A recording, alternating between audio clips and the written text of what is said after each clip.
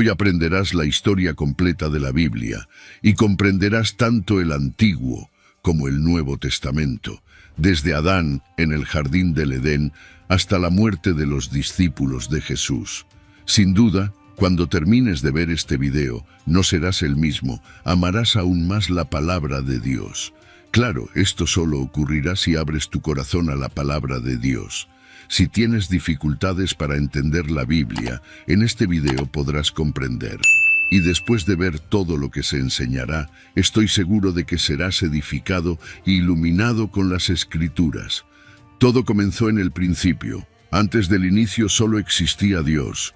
Él nunca dejó de existir, existe desde la eternidad, no tuvo origen. Es el origen de todo, no fue creado, es el creador de todas las cosas, no comenzó a existir, es el Padre de la eternidad.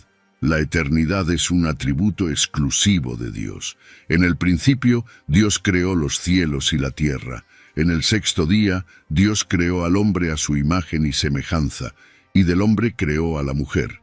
Adán y Eva fueron creados perfectos, puros e inocentes. Tenían plena comunión con Dios. Vivían deleitados en el jardín de Dios como mayordomos de la creación de Dios. Sin embargo, cayeron en pecado y toda la raza humana fue precipitada en ese abismo de depravación total, pues todos estábamos en Adán.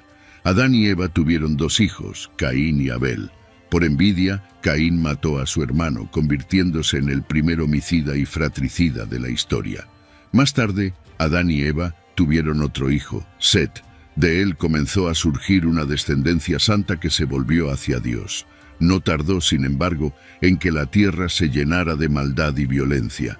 Dios entonces decidió eliminar de la faz de la tierra al hombre que había creado. Pero había un justo, Noé. Por eso, Dios derramó el juicio mediante el diluvio, salvando a Noé, su mujer y a sus tres hijos, Sem, Cam y Jafé, con sus respectivas esposas, en un arca construida por ellos. Por medio de los hijos de Noé, Dios recomenzó el origen de los diversos pueblos. Sem se convierte en el padre de las naciones semitas, Cam se convierte en el progenitor de las naciones africanas y asiáticas, y Jafé en el tronco de las naciones europeas.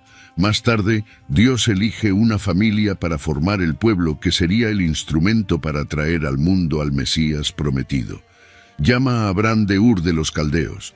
Este deja su tierra y su parentela y se convierte en un peregrino de la fe, levantando altares a Dios por donde pasaba. Continúa con Abraham y su sobrino Lot, que llegó a ser padre de dos naciones, los amonitas y los moabitas. Cuando Abraham salió de Harán, tenía 75 años. Dios prometió que tendría un hijo, el hijo de la promesa, y sería padre de una nación numerosa, y en él serían benditas todas las familias de la tierra. Abraham esperó 11 años sin que la palabra de Dios se cumpliera. Entonces Sarai, su mujer, dejando de creer en la promesa divina, entregó a su sierva Agar para cohabitar con Abraham. Nació así Ismael, que llegó a ser padre de una nación numerosa, el pueblo árabe, enemigo histórico del pueblo de Israel. Cuando Abraham tenía 99 años, Dios se le apareció y le ordenó salir de su tienda y contar las estrellas del cielo. Entonces le dijo que su descendencia sería tan numerosa como las estrellas del cielo y la arena del mar, pero también que su posteridad sería esclava por un período de 430 años. Dios cambia el nombre de Abraham, gran padre, a Abraham, padre de una nación numerosa. Cuando el hijo de la promesa aún no había nacido, Abraham estaba con 100 años y su mujer Sarai con 90 años, cuando Isaac nació. Isaac se casó con Rebeca, que era estéril. Después de 20 años de casados, Rebeca fue curada y les nacieron dos hijos gemelos, Esaú y Jacob. Esaú se convirtió en padre de los edomitas, y Jacob, que en su conversión recibió el nombre de Israel, se convirtió en padre de los israelitas. Jacob tuvo 12 hijos y una hija. Por medio de José, el penúltimo hijo, la familia de Jacob se mudó a Egipto con 70 personas. Allí habitaron la tierra de Gosén, una región fértil. Esas 70 personas se multiplicaron de manera asombrosa. después de 400 años en Egipto, salieron de allí bajo el liderazgo de Moisés con 600.000 hombres, sin contar mujeres y niños, es decir, cerca de 2 millones de personas. La peregrinación por el desierto hacia la tierra prometida continuó.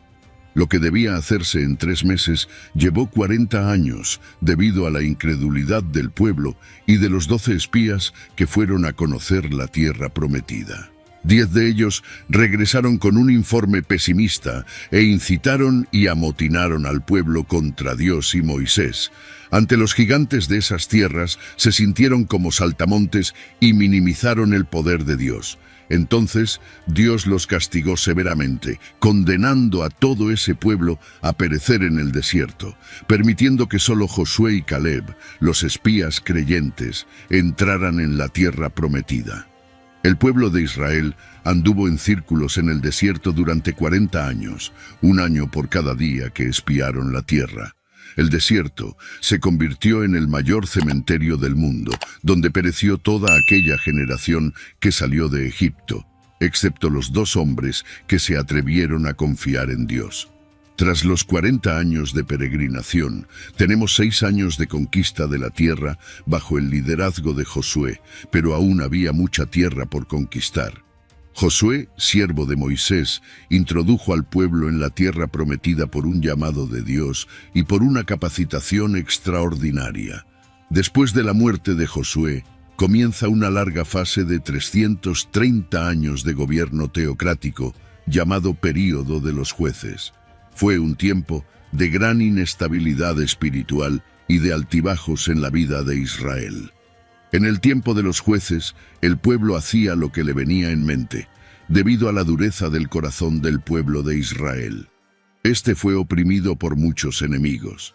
En ese tiempo, Dios levantó líderes de gran estatura, como Gedeón, Jefté, Sansón y Samuel. Tras ese largo período, vino una nueva fase, la monarquía.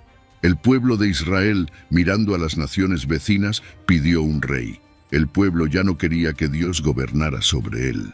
Samuel, el último juez, entonces ungió a Saúl como rey sobre Israel. Saúl gobernó por 40 años. Comenzó bien y terminó mal.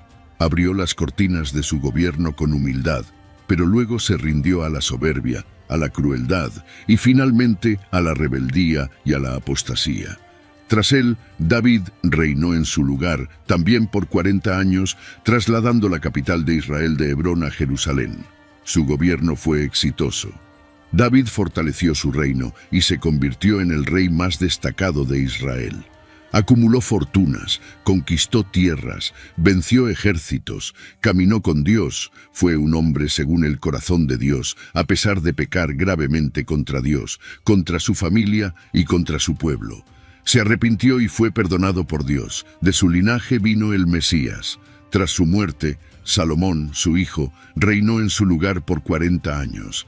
Pidió a Dios sabiduría y Dios le dio sabiduría y riquezas. Se convirtió en un hombre notorio en su tiempo. Edificó el templo de Jerusalén y disfrutó de paz en su gobierno.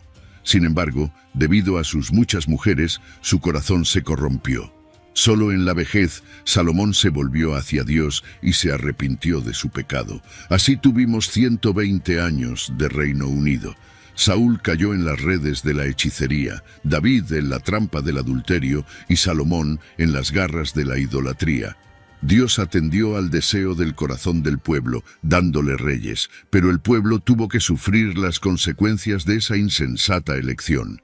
Tras la muerte de Salomón, el reino se dividió porque su hijo Roboam se negó a tener en cuenta el clamor del pueblo para aliviar los impuestos abusivos. La pompa, el fausto y el lujo del gobierno salomónico eran sostenidos por los brazos de los trabajadores. Ellos, estrangulados por impuestos exorbitantes, aprovecharon la transición de gobierno para reivindicar cambios. Como no tuvieron éxito, no pudieron caminar con el nuevo rey. Así, 10 de las 12 tribus conspiraron contra Roboam y siguieron a un nuevo líder, Jeroboam I, formando el reino del norte, cuya capital se convirtió en Samaria. El reino del norte duró 209 años. Este reino tuvo 19 reyes de 8 diferentes dinastías. Ninguno de estos reyes fue piadoso, todos se apartaron de Dios y siguieron los caminos de Jeroboam I.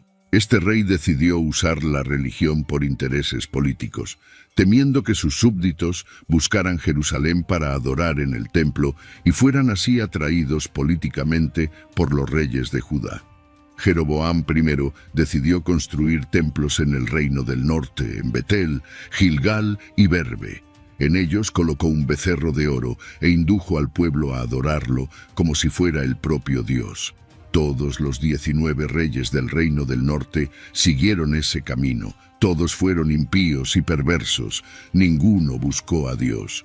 El Señor levantó en ese tiempo algunos profetas para denunciar el pecado de los reyes de la nación y de los profetas de la conveniencia, así como de los sacerdotes sobornados por dinero. Dios levantó en ese tiempo a los profetas Amós, Oseas y Miqueas. Ellos valientemente confrontaron los desvíos de la nación, desde el palacio a las chabolas, desde los templos rivales al comercio, desde las calles a los campos. Denunciaron la corrupción política y levantaron la voz contra la religión prostituida. Lanzaron el libelo acusatorio de Dios contra los poderes ejecutivo y legislativo que se habían corrompido. Denunciaron la injusticia social y la opresión económica. Convocaron al pueblo al arrepentimiento, pero sus mensajes cayeron en oídos sordos. En el reinado de Acab, por medio de su esposa Jezabel, se difundió en Israel la perniciosa creencia en Baal, el dios cananeo de la prosperidad. En ese tiempo, Dios levantó al profeta Elías para desenmascarar a esa divinidad pagana y derribar la credibilidad del ídolo abominable. Incluso en ese reino, Dios llamó a Eliseo para reemplazar a Elías y realizar un ministerio prodigioso. Pero, como Israel no quiso escuchar la voz de Dios, el Señor usó el idioma de la vara y trajo a Asiria contra la nación de Israel. Asiria fue la vara de la ira de Dios contra Israel, un imperio expansionista, guerrero y sanguinario. Siempre que dominaba un pueblo, practicaba barbaridades y atrocidades contra los dominados, normalmente dejando cuerpos mutilados y apilando cabezas en las puertas de las ciudades conquistadas, exponiendo a las personas a la más amarga ignominia. Tras llevar al pueblo del norte al cautiverio, el rey Sargón II envió a la tierra de Israel una mezcla de otros pueblos, formando allí una gran mezcla de razas. Sabía que la acción racial debilitaría el potencial de existencia de un pueblo. Así, con esa mezcla racial, se formó en Israel un pueblo híbrido llamado samaritano, que se convirtió en un enemigo acérrimo del pueblo de Judá. El reino del sur, compuesto por las tribus de Benjamín y Judá, tuvo 20 reyes, varios de los cuales fueron piadosos, como Asa, Josafat, Ezequías, Jotán, Uzías, Joás y Josías. Siempre que un rey piadoso subía al trono, la nación prosperaba y crecía económicamente, moral, social y espiritualmente. En el reino del sur, para cumplir la profecía de que el Mesías vendría de la casa de David, gobernó solo una única dinastía. Para hablar al pueblo de Judá, Dios levantó varios profetas como Isaías, Miqueas, Joel, Sofonías y Jeremías. La nación también se corrompió profundamente, no dando oídos a la voz de Dios. Entonces, de igual forma, Dios los disciplinó y envió al ejército babilónico, entregándolos en manos de sus enemigos. El pueblo de Judá fue llevado al cautiverio babilónico. El reino del sur, llamado Judá, duró 345 años. Tras 2 incursiones, Nabucodonosor invadió Jerusalén, destruyó su glorioso templo y llevó al pueblo al cautiverio, dejando la ciudad bajo tremendo oprobio. El pueblo estuvo en el cautiverio durante 70 años, conforme a la profecía dada por Dios al profeta Jeremías. En el período del cautiverio, Dios levantó a los profetas Jeremías, Ezequiel y Daniel. En ese período, el pueblo fue purificado de la idolatría y surgieron las sinagogas. Tras el tiempo determinado por Dios, el pueblo de Judá volvió a su tierra. En ese tiempo, es decir, Babilonia ya había caído en manos del imperio medo-persa. Ciro, anunciado por Dios 200 años antes de nacer, liberó al pueblo judío y abrió las puertas para su regreso a la tierra de Canaán. El pueblo volvió en 3 grupos, bajo el liderazgo de Zorobabel para la reconstrucción del templo, bajo el liderazgo de Esdras para la enseñanza de la ley y bajo el liderazgo de Nehemías para la reconstrucción de los muros y la reestructuración política y espiritual del pueblo. Tan pronto como llegaron del cautiverio e iniciaron la reconstrucción del templo, el pueblo judío comenzó a enfrentar problemas. Primero, los samaritanos astutamente quisieron unirse a ellos en la obra con el fin de desestabilizar. Como la propuesta de asociación fue rechazada, los samaritanos, en una segunda etapa, comenzaron a amenazarlos. A continuación, los samaritanos escribieron al rey Artajerjes, acusando a los judíos de conspiración contra el reino medo-persa. Ante esa nefasta persecución, la obra del templo fue paralizada durante cerca de 20 años. En ese período, el pueblo relajó su celo por la casa de Dios y comenzó a volverse hacia sus propios negocios, construyendo y embelleciendo sus propias casas en detrimento de la casa de Dios, que estaba en ruinas. En esa época, Dios levantó a los profetas Ageo y Zacarías para llamar al pueblo al arrepentimiento. El mensaje de estos profetas tuvo un efecto rápido y profundo. El pueblo se arrepintió y volvió con entusiasmo para concluir la reconstrucción del templo. Entonces hubo un gran despertar espiritual, un arreglo en las familias y en el sacerdocio y un retorno de todo corazón a Dios. Cerca de 100 años pasaron y una nueva generación se levantó. Ahora el pueblo continuaba yendo al templo y haciendo sus sacrificios, pero ya no honraba más a Dios. Ofrecían a Dios en holocausto animales ciegos, enfermos y lisiados, despreciando la mesa del Señor, considerándola impura. Los sacerdotes se corrompieron y dejaron de enseñar la palabra de Dios al pueblo. Las familias fueron profundamente afectadas. Los matrimonios comenzaron a desmoronarse, terminando en divorcios. El pueblo ya no creía que Dios fuera capaz de juzgarlos, por lo que se relajaron en la devolución de los diezmos. Aunque continuaron asistiendo al templo, estaban lejos de Dios. En ese tiempo, Dios levantó a Malaquías para llamar al pueblo al arrepentimiento. Así se cerró el Antiguo Testamento, 400 años antes de Cristo, después del profeta Malaquías. Tenemos un largo período de 400 años llamado período interbíblico o período del silencio profético. En ese tiempo fueron escritos los libros históricos religiosos no canónicos, los libros apócrifos. También se tradujo el Antiguo Testamento del hebreo al griego, dando origen a la famosa versión denominada Septuaginta. El imperio medo-persa cayó en manos del imperio griego. Alejandro Magno, después de conquistar naciones y reinos, murió prematuramente a los 33 años de edad, llorando por no tener más tierras que conquistar. Expandió poderosamente su imperio, difundiendo la cultura helenística y la lengua griega, tan útiles más tarde para la divulgación rápida y sin fronteras del Evangelio. Con la muerte de Alejandro, el reino cayó en manos de 4 generales, siendo importante destacar el dominio de los ptolemaicos egipcios y los seleucidas sirios, que siempre estuvieron en conflicto. Israel fue dominado ora por uno, ora por otro. En esa época, Antíoco Epífanes ultrajó a los judíos, sacrificando un cerdo en el altar del templo en Jerusalén, lo que era una abominación para ellos. Este hecho dio inicio a la guerra de los macabeos, ganada por Judas Macabeo tras mucho derramamiento de sangre. Más tarde, en el año 63 a.C., Pompeyo conquistó Jerusalén, y los romanos pasaron a dominar Israel. Herodes, el Grande, reinó en su lugar.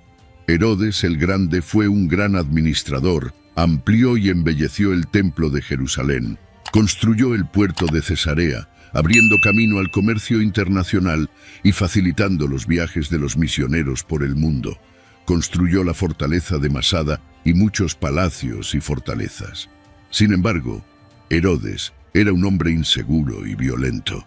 El miedo a perder el trono lo atormentó durante toda su vida. Se casó 10 veces, tuvo muchos hijos. Cuando se casó con Mariamna, mujer de la nobleza, mandó matar a todos los nobles de su familia por miedo a perder su trono. A pedido de su suegra, nombró a Arquelao, su sobrino de solo 17 años, como sumo sacerdote de Jerusalén, pero más tarde, al ver que éste ganaba la simpatía del pueblo, lo mandó matar. Su suegra, temerosa, huyó a Egipto, pero Herodes envió a sus emisarios detrás de ella para matarla. César Augusto lo llamó a Roma por sus atrocidades.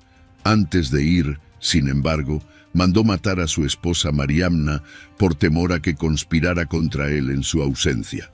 Más tarde, envió a 2 de sus hijos a Roma para estudiar. Su hermana Salomé enseñó que volverían más preparados para asumir el trono. Herodes no dudó. Mandó estrangular a sus 2 hijos. Antes de morir, hizo jurar a su hermana Salomé que mataría al menos a un noble de cada familia de Jerusalén, porque quería lágrimas en su funeral. Este fue el hombre que se alarmó cuando supo por los magos que un niño había nacido en Judea para ser rey de Israel. Después de que Herodes el Grande murió, alrededor del año 4 a.C., su reino fue dividido entre 4 de sus hijos. Arquelao, uno de los hijos de Herodes, reinó sobre Judea, Samaria y Edom. Fue un pésimo rey. Los judíos al final pidieron a los romanos que lo destituyeran del cargo.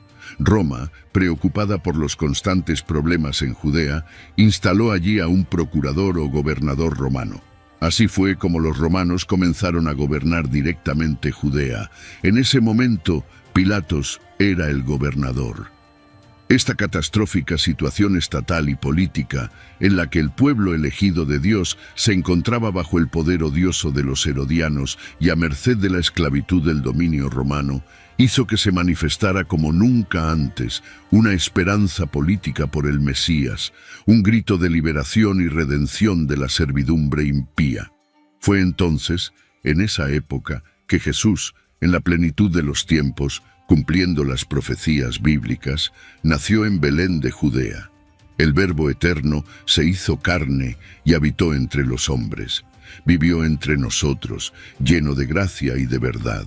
Se vistió de piel humana, calzó las sandalias de la humildad, pisó nuestra tierra, comió nuestro pan, bebió nuestra agua, sintió nuestra dolor, lloró nuestras lágrimas, cargó sobre su cuerpo en la cruz nuestros pecados y resucitó en gloria para nuestra justificación.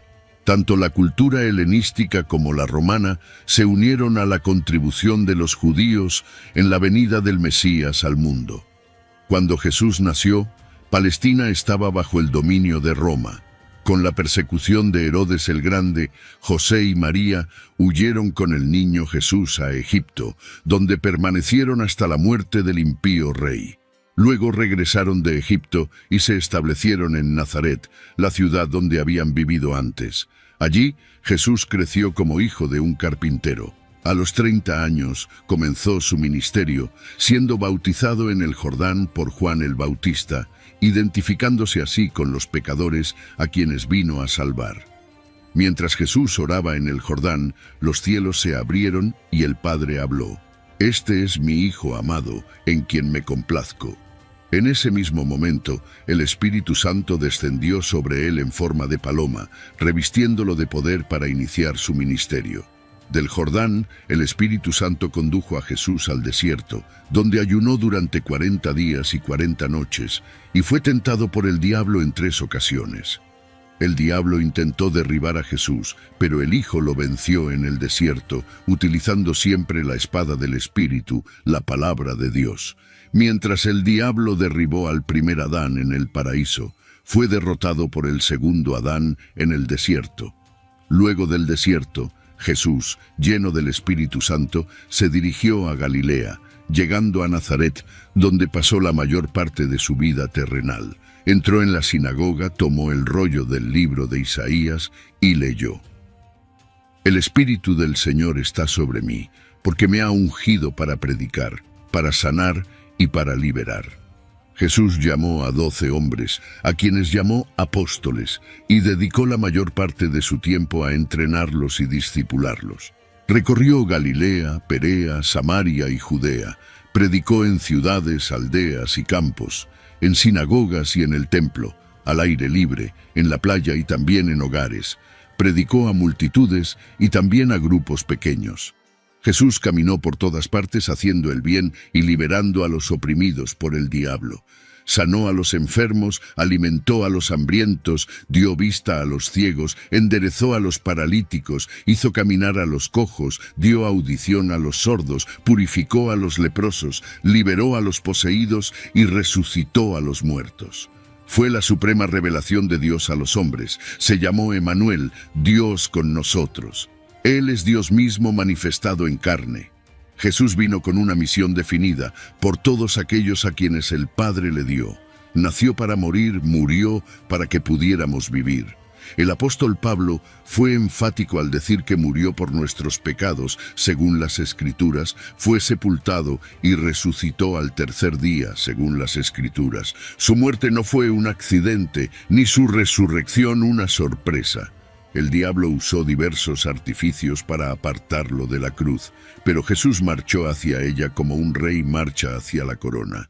En la cruz, Jesús aplastó la cabeza de la serpiente y triunfó sobre los principados y potestades, exponiéndolos al desprecio. En la cruz, Jesús consumó la obra de la redención. En la cruz, nos liberó. La muerte no pudo detenerlo. Al tercer día, Jesús resucitó para nuestra justificación. Antes de ascender a los cielos, instruyó a los discípulos a quedarse en Jerusalén, esperando la promesa del Padre, hasta que fueran revestidos de poder. En Hechos capítulo 1, versículo 8, Jesús habla sobre la capacitación de poder dada por el Espíritu Santo y también da la estrategia de acción a seguir. Ser testigos tanto en Jerusalén como en toda Judea, Samaria y hasta los confines de la tierra. Después de Pentecostés, la Iglesia creció rápidamente en Jerusalén, con un crecimiento asombroso, y multitudes se unieron continuamente a ella. El crecimiento y la expansión de la Iglesia en Jerusalén son registrados por Lucas hasta el capítulo 7 del libro de Hechos. Cuando la Iglesia todavía estaba limitada a Judea, Dios permitió una persecución contra ella, y los creyentes fueron dispersados, llevando la palabra a donde iban. Así fue como Felipe llegó a Samaria, derribando los muros de enemistad y predicando el Evangelio con poder. La gente se alegraba al escuchar y ver las maravillas que Dios hacía a través de Felipe, el diácono predicador. Hablaba y hacía, predicando a los oídos y a los ojos. Por la imposición de manos de los apóstoles Pedro y Juan, los samaritanos también recibieron el Espíritu Santo. El Evangelio se extendió más allá de las fronteras de Israel, con la conversión del perseguidor de la Iglesia, Saulo de Tarso, en el camino a Damasco. Más tarde, una iglesia gentil, la iglesia de Antioquía de Siria, se convirtió en la madre de las misiones culturales. Después de esto, Bernabé y Saulo partieron en su primer viaje misionero a las regiones de Galacia, pasando por Perge, Derbe, Iconio y Listra, estableciendo iglesias y designando ancianos. En el segundo viaje misionero, Pablo y Silas fueron a las provincias de Macedonia y Acaya, plantando iglesias en Filipos, Tesalónica, Berea y Corinto. Desde Antioquía de Siria, Pablo escribió la carta a los Gálatas, a los Corintios y las dos cartas a los tesalonicenses. En el tercer viaje misionero, Pablo visitó la provincia de Asia Menor, permaneciendo 3 años en Éfeso, la capital de la provincia, desde donde escribió las dos cartas a la iglesia de Corinto. En esta ciudad cosmopolita, con más de 300.000 habitantes, se encontraba el templo de la diosa Diana, un palacio de mármol 4 veces más grande que el Partenón de Atenas, una de las 7 maravillas del mundo antiguo. Durante los años que Pablo pasó en Asia Menor, se plantaron iglesias en toda la provincia, como las de Pérgamo, Tiatira, Sardis, Filadelfia, Laodicea, Colosas y Hierápolis. Debido a la hambruna que asoló el mundo en tiempos del emperador Claudio, los judíos fueron expulsados de Roma, como se registra en el libro de los Hechos, capítulo 18, versículo 2. Pablo realizó una gran colecta entre las iglesias gentiles para llevar ayuda a los pobres de Judea. Al embarcarse hacia Jerusalén, les comunicó a los ancianos de Éfeso que en cada ciudad le esperaban cadenas y tribulaciones. Sin embargo, no consideraba su propia vida para cumplir con su ministerio de predicar el Evangelio de la gracia de Dios. Antes de embarcar hacia Jerusalén, escribió su epístola más robusta, la Carta a los Romanos, en la que compartió su deseo de visitar la capital del imperio y compartir la palabra con la Iglesia, siendo enviado por ella hasta España. A pesar de llevar una importante ayuda financiera a los pobres de Judea, Pablo fue arrestado en Jerusalén y desde allí fue llevado a Cesarea, donde fue acusado durante 2 años por los judíos bajo la autoridad de los gobernadores Félix y Festo. Ante la intención de Festo de entregarlo al Sanedrín, que planeaba su muerte, Pablo, haciendo uso de los privilegios de su ciudadanía romana, optó por ser juzgado en Roma. En el viaje hacia la capital del imperio, enfrentaron un terrible naufragio. El barco se destrozó por completo, pero todos los pasajeros y tripulantes fueron milagrosamente salvados, conforme a la promesa de Dios a Pablo.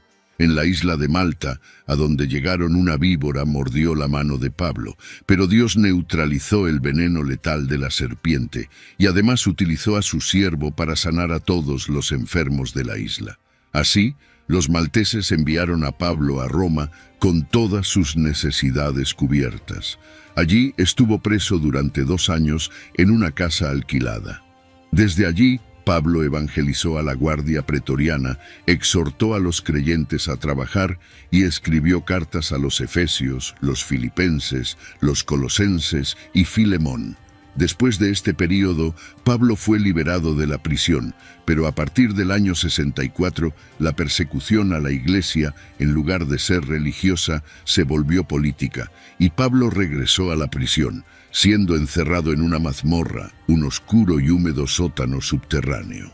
El 17 de julio del año 64, la ciudad de Roma, con más de 1 millón de habitantes, fue incendiada. Nerón, el emperador, vestido como actor, subió a lo alto de la torre de Mecenas, desde donde observó el asombroso espectáculo de las llamas devorando la ciudad. El incendio duró 7 noches y 6 días. Cuando las llamas se extinguieron, el 70% de la ciudad estaba destruido. De los 14 distritos de Roma, 10 de ellos fueron devastados por el fuego. Los 4 distritos densamente poblados por judíos y cristianos dieron a Nerón una coartada para culpar a los cristianos del incendio de Roma. Comenzó entonces una brutal persecución contra la iglesia. Escasearon las maderas para hacer cruces, tal era la cantidad de creyentes crucificados. Los creyentes eran atados a postes, cubiertos de brea y quemados vivos para iluminar las noches de Roma. Fue una verdadera masacre. Desde esta segunda prisión, Pablo escribió su última epístola, la segunda carta a Timoteo. En ella relató la llegada de su propio martirio y la gloriosa esperanza de recibir la corona de justicia. Así, alrededor del año 67, el veterano apóstol fue decapitado, dejando sin embargo un bendito legado para las generaciones posteriores. El Nuevo Testamento fue escrito en un período de 50 años. Tenemos 4 libros gráficos, los 4 evangelios, y 3 son sinópticos, es decir, vistos desde la misma perspectiva. Los evangelios de Mateo, Marcos y Lucas. El enfoque de Mateo es presentar a Jesús como el Rey de los judíos, escrito para los judíos, contiene la mayor cantidad de citas del Antiguo Testamento y es el más judaico de los evangelios. El enfoque de Marcos es presentar a Jesús como siervo, escrito para los romanos, es el evangelio que se enfoca más en las obras de Jesús que en sus enseñanzas. El evangelio de Lucas enfatiza a Jesús como el Hijo del Hombre, escrito para los griegos por un médico gentil, historiador y viajero. Tiene como propósito presentar el retrato de Jesús como el hombre perfecto. Por eso, Lucas es el evangelista que más habla de la vida de oración de Jesús y de su ministerio realizado en el poder del Espíritu Santo. Juan, escrito al final del primer siglo para refutar el gnosticismo, una heresía perniciosa que negaba la divinidad de Cristo, tiene un enfoque diferente a los demás. Demuestra que Jesús es verdaderamente Dios y verdaderamente hombre. Juan seleccionó 7 milagros realizados por Jesús y 7 declaraciones de «Yo soy», demostrando que Jesús es realmente Dios. También tenemos los Hechos de los Apóstoles, que relatan hechos relacionados con la Iglesia primitiva, desde su nacimiento hasta su expansión a la ciudad de Roma. 3 iglesias lideraron este avance: Jerusalén, Antioquía y Éfeso. 4 provincias del imperio fueron alcanzadas: Galacia, Macedonia, Acaya y Asia Menor. El libro de los Hechos no tiene una conclusión, ya que la historia de la Iglesia continúa. Somos herederos y continuadores de la Iglesia que nació en Pentecostés. También tenemos las cartas del apóstol Pablo a las iglesias de Roma, Galacia, Éfeso, Filipos, Colosas y Tesalónica, así como sus cartas personales a Timoteo, Tito y Filemón. Además, tenemos una carta enviada a los judíos que estaban siendo tentados, debido a la persecución, a retroceder en la fe, que es la carta a los hebreos, cuyo autor es desconocido. También tenemos las cartas generales escritas por Santiago, Pedro, Juan y Judas. Finalmente, tenemos un libro escatológico, el Apocalipsis, que narra la victoria triunfal de Cristo y su Iglesia, escrito por el apóstol Juan en la isla de Patmos alrededor del año 96. Espero que haya aprendido acerca de esta historia. Dios bendiga su vida. Si aún no ha aceptado a Jesús como su Salvador, todavía hay tiempo.